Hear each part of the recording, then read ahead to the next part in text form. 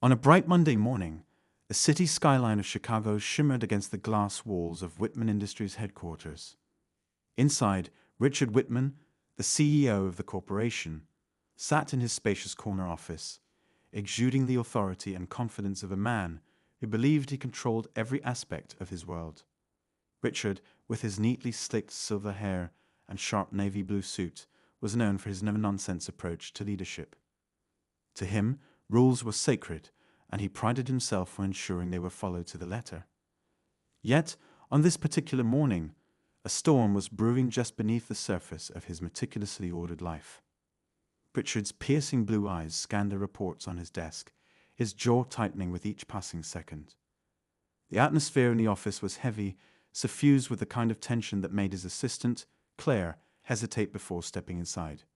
Claire, a young professional who had mastered the delicate balance of delivering bad news to a volatile boss, nervously clutched her tablet. She took a deep breath, her fingers trembling slightly as she knocked on the door.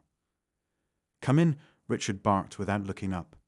His voice, though calm, carried an edge that suggested his patience was already running thin. Claire stepped in, her steps careful, as though navigating a minefield. "Sir," she began cautiously, "there's been a complaint about the janitorial staff." Richard finally looked up, his icy gaze locking onto Claire. "A complaint," he repeated, his tone sharp enough to make her wince. "What kind of complaint?" "One of the janitors was seen taking an extended break in the staff lounge," Claire explained, her voice barely above a whisper. "Some of the executives weren't happy about it." Richard leaned back in his chair, his expression darkening. "What's his name?" he demanded. "Marcus Daniels," Claire replied softly. The name meant little to Richard, who prided himself on keeping a professional distance from his staff. To him, a janitor was just a cog in the machine, easily replaceable. Without missing a beat, he issued his order, "Get him in here. Now." Moments later, Marcus Daniels, a tall man in his late 40s with broad shoulders and a calm demeanor, entered the office.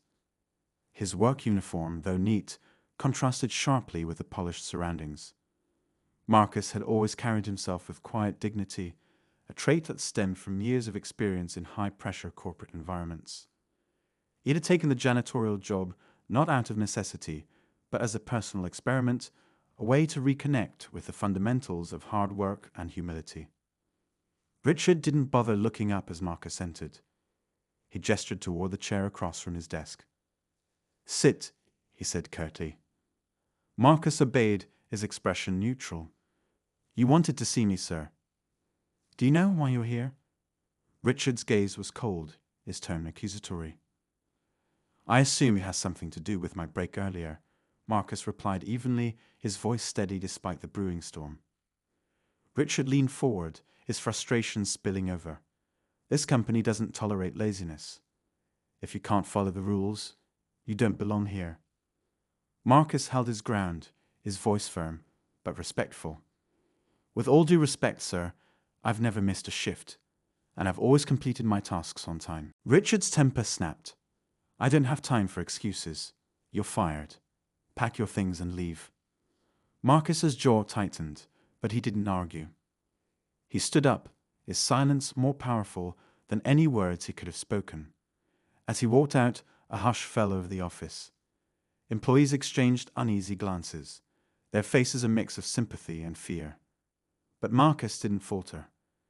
He carried himself with the same quiet confidence he always had, even as the weight of the moment pressed down on him. Later that evening, Richard attended a lavish charity gala, confident in his decisions and his standing. The event was a dazzling display of wealth and influence, with champagne flowing freely and Chicago's elite mingling under the glittering chandeliers. Richard, glass of whiskey in hand, moved through the crowd with ease, basking in the admiration of his peers. But as the night wore on, a ripple of excitement spread through the room. The host took the stage, tapping the microphone to silence the crowd. "Ladies and gentlemen," he announced, his voice filled with anticipation, "please welcome one of our newest and most influential shareholders, Mr. Marcus Daniels." Richard froze, his glass hovering midair. The name echoed in his ears, disbelief washing over him.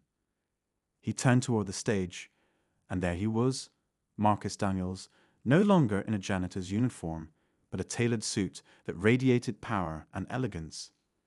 His presence commanded the room, his deep voice resonating as he began to speak about the importance of corporate responsibility and social equity. The crowd hung on his every word, applauding enthusiastically as he concluded his speech. But Richard couldn't focus on the applause.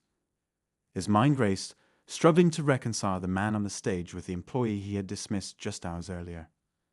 Desperate for answers, he pushed through the crowd, determined to confront Marcus. When he finally reached him, Marcus turned to face him, his expression unreadable. "Mr. Whitman," he said, his tone polite but firm. "What can I do for you?" Richard hesitated, the weight of his actions suddenly heavy on his shoulders. "I didn't realize you were a shareholder," he managed to say. "I didn't realize you judged people based on their job titles," Marcus replied, his words cutting through the air like a knife. The tension between them was palpable, the room seeming to hold its breath. Richard opened his mouth to respond, but Marcus raised a hand to stop him. "Save it," he said quietly. "I'm not here to humiliate you, Richard. I'm here to make changes. Starting tomorrow, we're going to have a very different conversation." As Marcus walked away, Richard stood frozen, his mind reeling. The realization of what he had done and the power Marcus now held over the company left him shaken. What would happen next? How would his confrontation reshape the future of Whitman Industries? One thing was certain: Richard's world would never be the same again. Richard spent the rest of the evening at the gala in a haze, the music and laughter around him fading into the background. His mind replayed the moments in his office earlier that day, trying to make sense of it all. Marcus Daniels, the man he had fired so easily, now stood as one of the most influential people in his company. How had he missed it? How could someone so powerful have blended into the background, unnoticed? The questions followed Richard home, invading his thoughts as he sat in his dimly lit study with a glass of whiskey in hand. The Marcus he had dismissed as just another employee wasn't the Marcus who had stood on that stage, commanding the attention of the city's elite. But why would a man of his stature take a janitorial job? What was his angle? Richard's frustration grew with each unanswered question. He prided himself on knowing everything about his company, yet Marcus had slipped through the cracks. The next morning, the office was abuzz with whispers. News of Marcus Daniels' true identity had spread like wildfire, leaving employees both stunned and intrigued. Some were skeptical, dismissing the story as a rumor blown out of proportion, while others shared knowing looks, as if they had always suspected there was more to Marcus than met the eye. Claire, who had been witness to both Marcus's dismissal and his revelation at the gala, entered Richard's office cautiously. "Sir," she began, her voice hesitant, "there's an emergency board meeting scheduled for 10 a.m. Mr. Daniels has requested your attendance." Richard glanced up, his eyes narrowing. He requested it. He said, his tone dripping with sarcasm. "I'm still the CEO of this company. I don't take requests." Claire hesitated. "It's mandatory, sir," she said quietly, avoiding his gaze. Richard waved her off, annoyance flaring in his chest. Mandatory or not, the idea of sitting across from Marcus in a boardroom was unthinkable. Yet, as the hour approached, Richard found himself making his way to the conference room, his mind racing with strategies to regain control of the situation. The boardroom was already filled with the company's top executives and shareholders when Richard arrived. The tension in the air was thick, every eye turning toward him as he stepped inside. And there, at the head of the table, sat Marcus Daniels. Gone was the uniform of the janitor. In its place was a sharp grey suit that fit him perfectly. His posture was confident, his expression calm but unreadable. The sight made Richard's stomach churn. Marcus greeted the room with a polite nod, his deep voice cutting through the murmurs. "Good morning, everyone. Let's get started." The meeting began with a review of recent reports, but it was clear that the real purpose of the gathering was yet to come.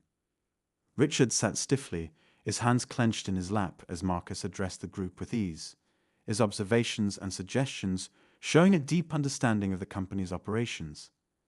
It was almost as if Marcus had been running Whitman Industries from behind the scenes all along. Then came the moment Richard had been dreading. Marcus turned his attention directly to him, his gaze steady. "Mr. Whitman," he began, "yesterday was a learning moment for both of us. I believe it's time we address the culture and policies within this company." Richard bristled, his jaw tightening. "If you have an issue with how I run things, Mr. Daniels, I suggest you bring it up privately." Marcus didn't flinch. "This isn't about personal grievances," he said calmly. "It's about the future of Whitman Industries. For months, I've observed how employees at all levels are treated here. While many are hardworking and dedicated, there's a systemic issue that can no longer be ignored. The treatment of lower-level staff, the lack of diversity in leadership, the rigid hierarchy. These are not just problems, they're liabilities." A murmur spread through the room, and Richard felt his face heat up. "This company has been successful under my leadership for years," he countered, his voice rising slightly. "I don't need a lecture on how to run it." "Success at the expense of others isn't sustainable," Marcus replied evenly. His calm demeanor only made Richard's frustration grow. Whitman Industries could be more. It could lead by example, not just in profit margins, but in values. Richard opened his mouth to argue, but one of the board members, a woman named Eleanor Gray, spoke up. "Mr. Daniels raises valid points," she said. "We've received complaints about workplace culture before. Perhaps it's time we take a closer look." The room grew silent as the weight of Eleanor's words settled over them. Richard felt cornered, his usual control slipping away. For the first time in years, he didn't have the upper hand. After the meeting, Richard returned to his office, the sound of the door closing behind him echoing like a final note of defeat. He paced the room, his thoughts racing. Marcus had not only outmaneuvered him, but had also gained the trust and respect of the board in a matter of hours. The realization stung, but beneath the anger, Richard felt something else, an uncomfortable awareness that Marcus might be right. Meanwhile, Marcus returned to his temporary office, his mind focused on the next steps. He wasn't interested in revenge. His goal was change. He knew that transforming Whitman Industries would be no small feat, especially with Richard's resistance. But Marcus also knew the power of persistence and the value of leading by example. He had seen what happens when leaders forgot the importance of their people, and he was determined to make sure Whitman Industries wouldn't fall into that trap. As the day went on, the atmosphere in the building shifted. Employees whispered about Marcus's bold statements in the boardroom, some feeling a spark of hope, while others feared the upheaval that might follow. For Marcus, the whispers didn't matter. What mattered was creating a company where every voice, no matter how small, was heard. That night, as Marcus sat alone in his apartment, he allowed himself a moment to reflect. He thought about his journey, the decisions that had led him to Whitman Industries, the months spent working quietly among the janitorial staff, and the courage it took to step onto that stage of the gala. The road ahead would be difficult, but Marcus had always believed in facing challenges head-on. For Richard, the night was far less reflective. He sat in his study, the shadows of the room closing in around him. His confidence had been shaken, his authority questioned. But Richard Whitman wasn't one to back down without a fight. If Marcus Daniels wanted change, Richard would make sure it didn't come at his expense. As the clock ticked toward midnight, both men prepared for the battles ahead. Marcus, with a vision of fairness and integrity, and Richard, determined to hold on to the power he had built over decades. Neither knew what the next day would bring, but one thing was certain: Whitman Industries would never be the same. The next morning, the usual hum of activity at Whitman Industries felt different. The air buzzed with curiosity and unease as employees settled into their routines, all while exchanging glances and whispers about what the day might hold. Marcus Daniels had become the subject of endless speculation. How had a man who quietly cleaned hallways and restocked supplies suddenly revealed himself as a powerful shareholder? And more importantly, what did it mean for the future of the company? Marcus arrived at the office earlier than most, his sharp suit a stark contrast to the uniform he had worn just days before. His demeanor was the same, calm, respectful, and unshakable. But now, people noticed him in a way they hadn't before. As he walked the halls, employees greeted him with cautious nods, their eyes filled with a mix of admiration and uncertainty. Marcus made a point to stop and speak with some of them, his tone warm and approachable, as if to bridge the gap his new position had created. Meanwhile, Richard Whitman sat in his office, staring out the window with a steely expression. His mind raced with strategies, each one more desperate than the last. He had spent decades building Whitman Industries into a powerhouse, and he wasn't about to let an outsider, no matter how influential, change the rules. Marcus's presence had stirred something in Richard, not just anger, but a nagging sense of inadequacy he hadn't felt in years. It was a feeling he refused to acknowledge, let alone confront. By mid-morning, Marcus called for an all-staff meeting in the company's largest conference room. The announcement caused a ripple of surprise. All staff meetings were rare and usually reserved for significant company news. Employees filed into the room, their expressions a mix of curiosity and apprehension. Richard arrived last, taking a seat near the back, his presence looming despite his uncharacteristic silence. Marcus stood at the front of the room, his calm demeanor commanding attention without force. He began by introducing himself, not as a shareholder or an executive, but as someone who believed in the potential of the people in the room. He spoke about his decision to take a janitorial position, explaining that he wanted to see the company from the ground up, to understand its strengths and weaknesses firsthand. "You can't truly lead," Marcus said, his voice resonating, "if you don't know the people you're leading. Over the past months, I've seen incredible talent and dedication at every level of this company. But I've also seen fear, frustration, and a lack of opportunity. That's not the Whitman Industries I believe we can be." The room was silent, every word sinking in. Marcus continued, outlining his vision for the company, a vision centered on fairness, inclusivity, and innovation. He proposed changes to workplace policies, including better support for entry-level employees, mentorship programs, and initiatives to promote diversity in leadership roles. As Marcus spoke, Richard's frustration grew. The words coming from Marcus's mouth felt like a direct attack on his legacy, a challenge to everything he had built. Richard couldn't sit quietly any longer. He stood abruptly, the movement drawing every eye in the room. "And who decides what this company should be?" Richard's voice cut through the air, sharp and unwavering. "I've led Whitman Industries to success for years. You think a few months of mopping floors gives you the right to rewrite the rule book?" A murmur spread through the crowd, employees shifting uncomfortably in their seats. Marcus didn't flinch. He met Richard's gaze, his voice steady. "It's not about rewriting the rule book, Mr. Whitman. It's about making sure the rules work for everyone, not just a select few." The tension in the room was palpable. Richard's jaw tightened, but before he could respond, Eleanor Gray, the board member who had supported Marcus during the previous meeting, stood. "Richard," she said calmly, "Marcus isn't suggesting we erase your contributions. He's asking us to evolve. Every successful company adapts to the times." Richard glared at her, his frustration bubbling just beneath the surface. But the murmurs of agreement from other employees in the room stopped him from pushing further. For the first time, he felt outnumbered, his authority slipping through his fingers. As the meeting ended, employees filed out, their faces a mix of hope and uncertainty. Richard lingered near the back of the room, watching as Marcus spoke with small groups of employees, his approachable demeanor starkly different from Richard's authoritative presence. The contrast gnawed at Richard, planting seeds of doubt he wasn't ready to confront. That evening, Marcus stayed late, reviewing reports and drafting proposals for the changes he wanted to implement.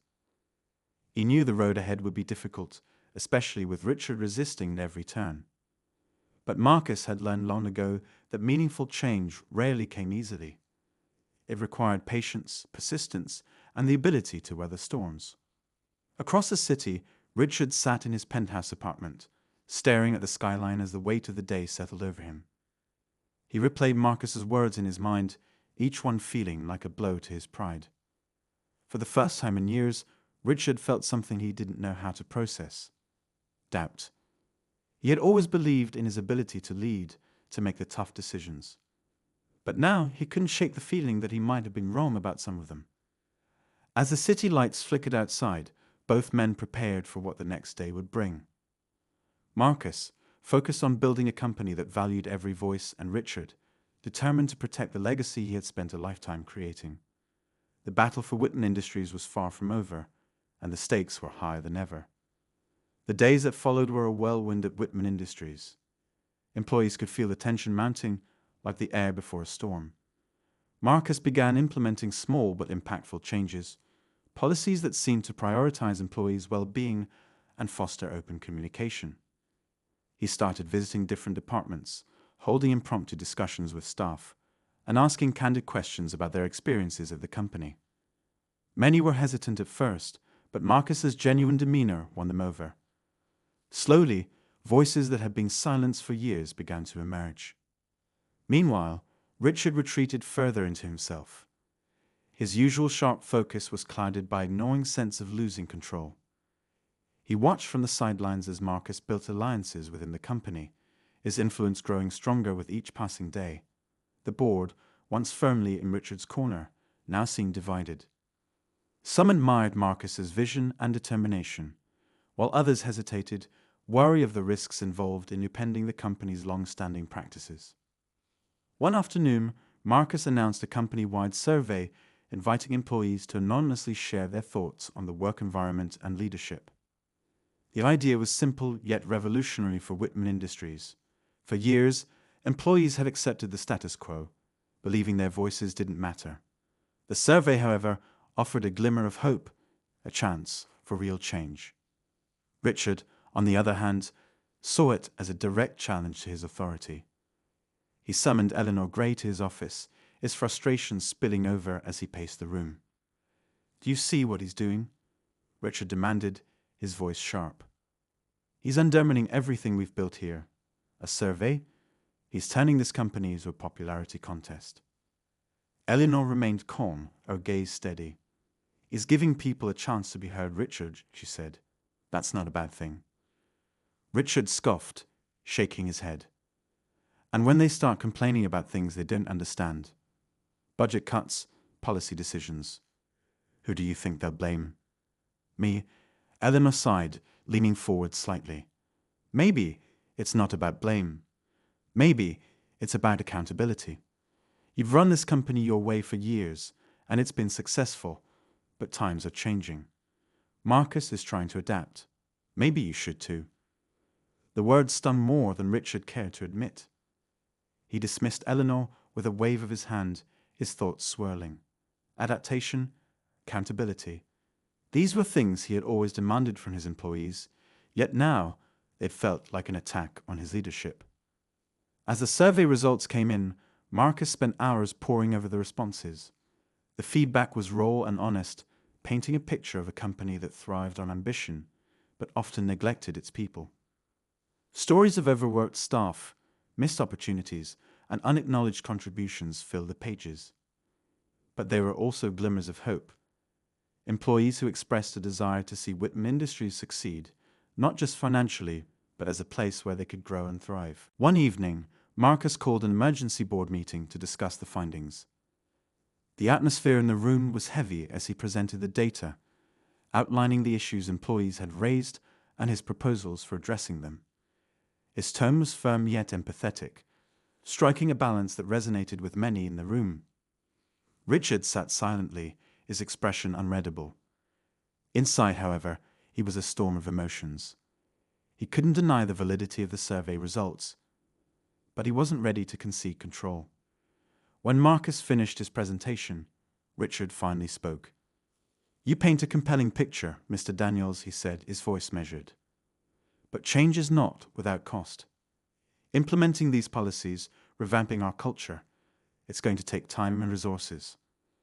Are you prepared to risk the company's bottom line on a gamble?"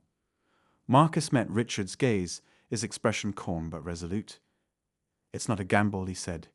"It's an investment. Happy, motivated employees lead to better performance. And if we want to stay competitive, we need to show the world that Whitman Industries is a company that values its people. The boardroom fell silent, the weight of Marcus's words hanging in the air. For a moment, it seemed as though the meeting might end without resolution. But then Eleanor spoke up. "I think Marcus has a point," she said. "We've been reactive for too long. It's time we start being proactive." Other board members murmured in agreement, their support for Marcus becoming increasingly evident. Richard felt the walls closing in, his grip on the company slipping further. He knew he needed to act, and fast. Later that night, Richard made a call to an old friend, someone with deep connections in the business world. If Marcus wanted to play this game, Richard was determined to play it better. He wasn't about to let an upstart take everything he had worked for without a fight. Across town, Marcus sat in his modest apartment, reviewing his plans for the next phase of changes. He knew Richard wouldn't go down without a fight, but Marcus had spent years preparing for challenges like this. He wasn't just fighting for himself. He was fighting for everyone who had ever been overlooked or undervalued. The next morning, Richard arrived at the office with renewed determination. He had a plan, and he was ready to use every resource at his disposal to regain control. As he stepped into the building, he caught sight of Marcus in the distance, speaking with a group of employees. Their laughter echoed through the hallway, a sound that only deepened Richard's resolve. The battle lines were drawn, and both men knew the stakes. Whitman Industries was at a crossroads, and the decisions made in the coming days would shape its future. The question was no longer just about who would lead, it was about what kind of company Whitman Industries would become. As the days stretched into weeks, the atmosphere at Whitman Industries became a pressure cooker. Marcus continued rolling out changes, much to the appreciation of the employees who finally felt seen. But the cracks in the foundation of the company were becoming harder to ignore. The board meetings were growing more contentious, with Richard pushing back at every turn, his tone sharper, his arguments more calculated. Marcus expected resistance, but the sheer intensity of Richard's efforts began to feel personal, as if this wasn't just about leadership, but something deeper. The conflict escalated one afternoon when Richard called a surprise press conference. The announcement caught everyone off guard, including Marcus, who had no idea what Richard was planning. Employees and journalists packed the room as Richard took the stage, his expression confident, but with a hint of something unspoken lurking beneath the surface. "Ladies and gentlemen," Richard began, his voice smooth, "Whitman Industries has always been a leader in innovation, a company that sets the standard for excellence. Today, I'm here to reaffirm our commitment to those principles." He paused, letting his words sink in before continuing. "Recently, there has been a lot of talk about change. And while change can be good, it must also be measured, deliberate, and in the best interest of everyone involved. That's why I'm pleased to announce the launch of a new initiative aimed at maintaining the integrity of this company while addressing the needs of our employees and stakeholders." The crowd applauded, but the employees exchanged uncertain glances. Something about Richard's tone felt off, almost too polished. Marcus, standing at the back of the room, felt a knot tighten in his stomach. He knew Richard well enough by now to sense when he was playing a larger game. As the press conference wrapped up, Marcus pulled Eleanor aside. "Did you know about this?" he asked, his voice low but urgent. She shook her head, her expression mirroring his unease. "No, and that worries me." Later that evening, Marcus sat in his apartment, replaying the press conference in his mind. Richard was clearly trying to regain control, but something about the announcement felt like a setup. Marcus decided to dig deeper. He made a few calls to his contacts, people who had worked with Richard in the past. What he learned only added to his concerns. It turned out Richard had been quietly meeting with a group of external investors, some of whom had a history of aggressive takeovers. The initiative Richard had announced wasn't just about maintaining the company's integrity, it was about consolidating power. If successful, the plan would effectively push Marcus out of any decision-making role and fortify Richard's control over the company. Marcus knew he had to act fast. The stakes were no longer just about leadership or company culture. They were about the very future of Whitman Industries. He called an emergency meeting with Eleanor and a few trusted board members to discuss what he had uncovered. The mood in the room was tense as Marcus laid out the details, his voice steady but filled with urgency. "This isn't just about me," Marcus said. "If Richard succeeds, everything we've worked for, the changes, the progress, it'll all be undone. We can't let that happen." Eleanor nodded, her expression grave. "But what's the plan? Richard has resources and connections. We need more than just opposition. We need a strategy." Marcus hesitated for a moment, then spoke. "There's something I haven't shared yet, something that could change everything." All eyes turned to him as he explained, for the first time, the full extent of his involvement with Whitman Industries. Marcus wasn't just a shareholder. He was the majority shareholder, a detail he had intentionally kept quiet to observe how the company operated from within. The room fell silent as the weight of his revelation sank in. Marcus' position wasn't just strong, it was unassailable. "But why keep it a secret?" one of the board members asked. Marcus's gaze was steady. "Because I wanted to see the truth. You can't understand a company or its people from the top floor. You have to be in the trenches, experiencing what they experience. That's the only way to lead with integrity." The revelation was a game changer, but it also raised the stakes. If Richard found out, there was no telling how far he'd go to undermine Marcus. The board agreed to keep the information confidential for now, giving Marcus the element of surprise. The next day, Richard called another meeting, this time with the entire board.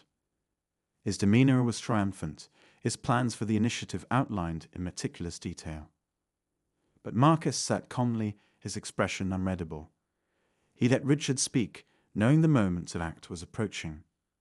As the meeting drew to a close, Marcus finally stood. "I have something to add," he said, his voice cutting through the room like a blade. All eyes turned to him as he walked to the head of the table, his presence commanding. "What you're proposing, Richard, isn't about the company's future. It's about consolidating power. And I can't let that happen." Richard's smirk faltered slightly, but he quickly recovered. "And what exactly are you going to do about it, Mr. Daniels?"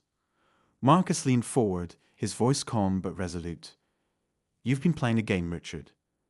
But you forgot one thing. I own the board you're playing on." The room fell silent, the weight of Marcus's words hanging in the air. Richard's expression shifted from confidence to disbelief, the realization hitting him like a freight train. Marcus wasn't just an obstacle. He was the keystone, the one piece Richard couldn't remove without everything falling apart. But Richard wasn't done fighting, and Marcus knew it. The real battle was just beginning, and the stakes had never been higher. The room was heavy with silence, every board member caught between disbelief and curiosity. Richard leaned back in his chair, his expression tight as he tried to regain control of the moment. He wasn't accustomed to being outmaneuvered, especially in a game he believed he had mastered. Marcus, however, stood firm, his calm demeanor masking the storm beneath. Richard broke the silence, his voice sharp. "Ownership doesn't equal leadership, Mr. Daniels. Running a company isn't just about shares. It's about vision, strategy, and experience. And I've been doing that long before you set foot in this building." Marcus nodded, his expression thoughtful. "You're right, Richard. Leadership isn't just about owning something. It's about earning trust, creating opportunities, and making decisions that benefit everyone, not just those at the top. That's why I spent months working here, getting to know the people who make this company run. It's something you should have done long ago."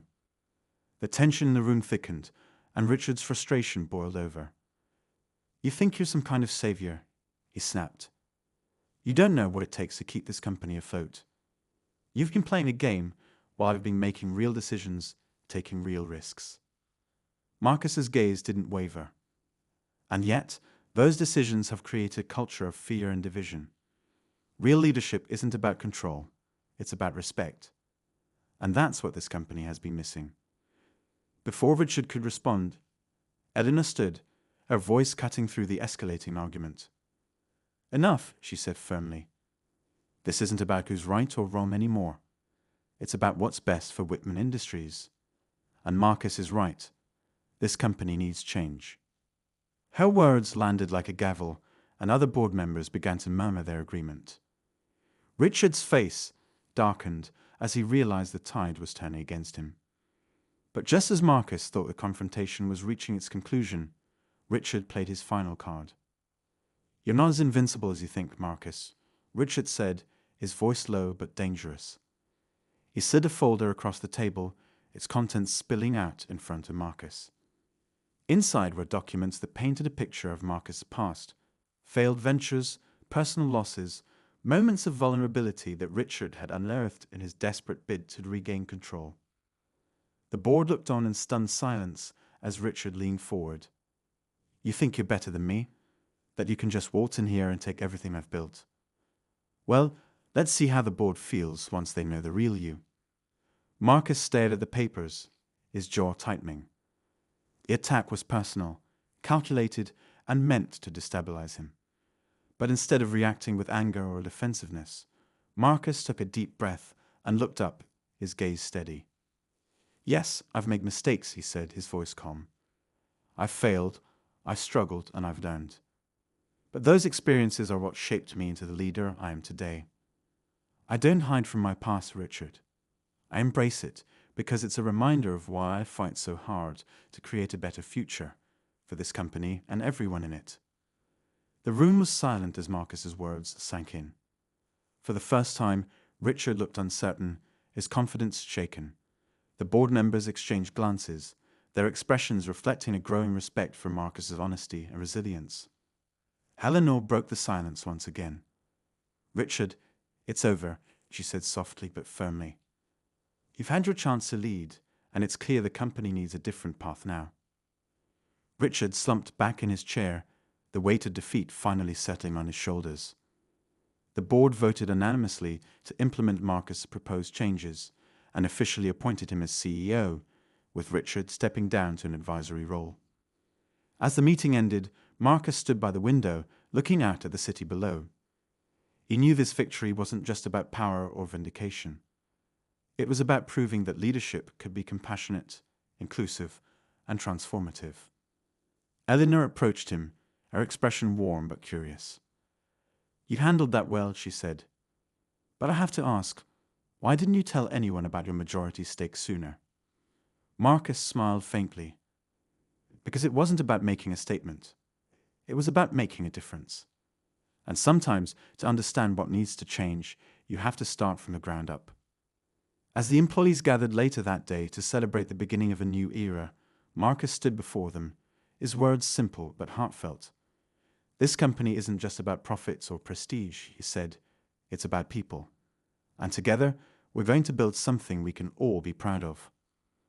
But just as the celebration reached its peak, Marcus received a call that stopped him in his tracks. The voice on the other end was calm but urgent, delivering news that hinted at a deeper challenge on the horizon. Marcus' expression hardened as he ended the call, his mind racing. The fight for Whitman Industries was far from over, and this time, the stakes were even higher.